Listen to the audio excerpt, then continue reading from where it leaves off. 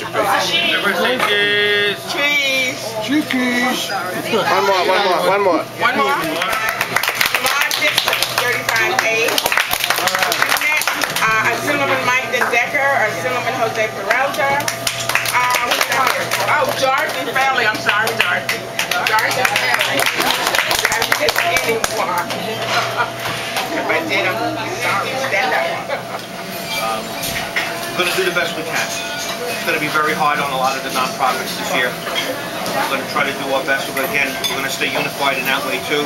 Work together, try to make sure that the services in our communities all together can all survive. And that's going to be the most important issue for us, as well as trying to maintain the funding for education and health and jobs.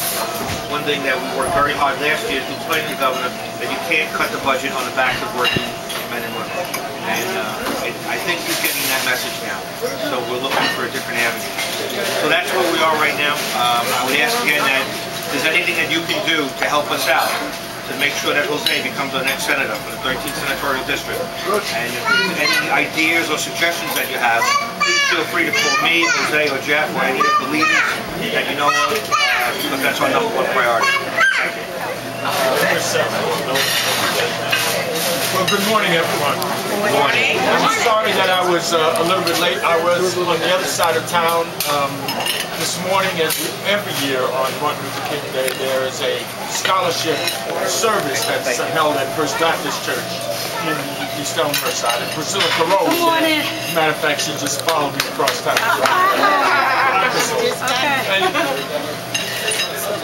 And a lot of things are occurring right now in our community that on a day like today, you know, it is time to talk about. Yesterday we had a breakfast honoring Dr. Martin Luther King, same place. And it occurred to me that many times when we think about Martin, we don't understand the strength that he had. You know, people refer to him as a person who brought peace to the world and who, you know, conciliated, abandoned violence. But he did those things because of his strength. Because, as I said yesterday, the steel that he had inside him. That he saw injustice and he saw the problems of his people and determined in the face of everything that he would hold on and struggle with us to take that down. And that his strength was by not lifting his hand in violence when any human being, faced with what he saw and what we saw, their first instinct might be to do that. And so a lot of people look at our communities and think that, in fact, we're passive.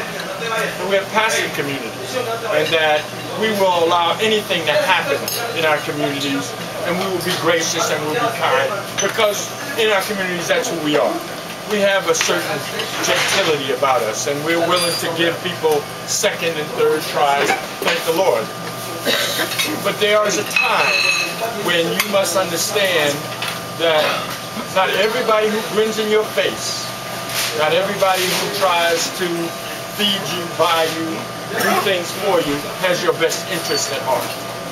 And we've come to the place and time in this community where we recognize and need to recognize that that's what's been going on. That this has been a product of disunity. That this has been a product more about getting an individual to rise up and not bringing his people with him.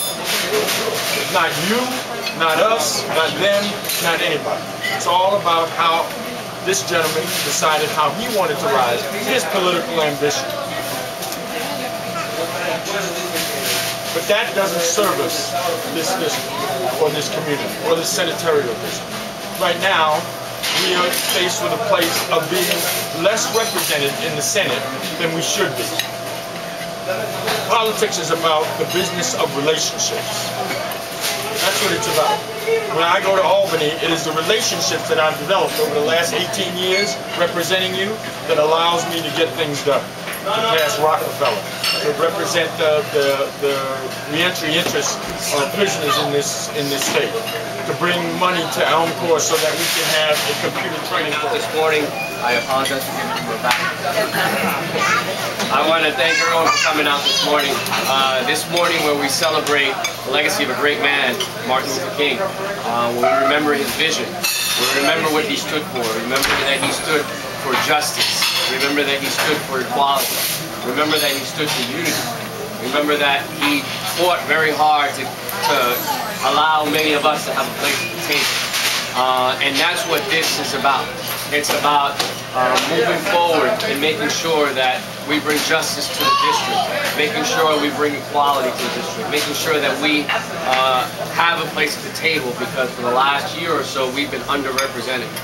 For the last year or so we've had an individual to become a poster child for domestic violence. We've had an individual in the senatorial district who's become a poster child for disunity, for division. We've had an individual who's become the poster child for non-transparency. He's become a poster child for inequality. And that's what we need to do, is make sure that we clean that stain, because there's been a stain in our community. We want to make sure that we clean it.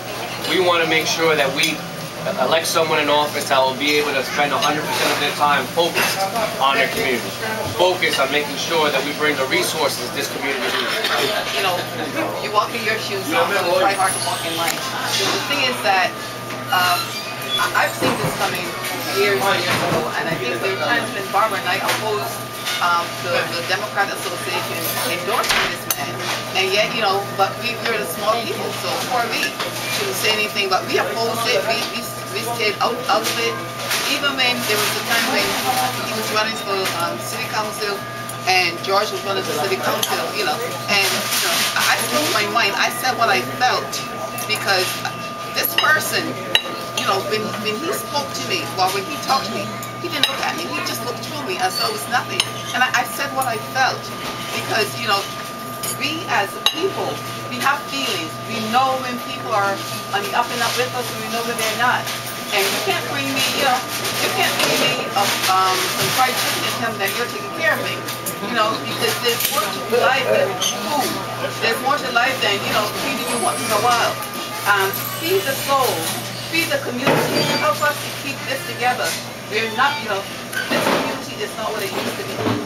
It is not what it used to be. We are so divided, we don't even know which way to turn. And then when someone tells us what's right, we don't see it, because, you know, we're so used to that lingo or whatever being fed to us.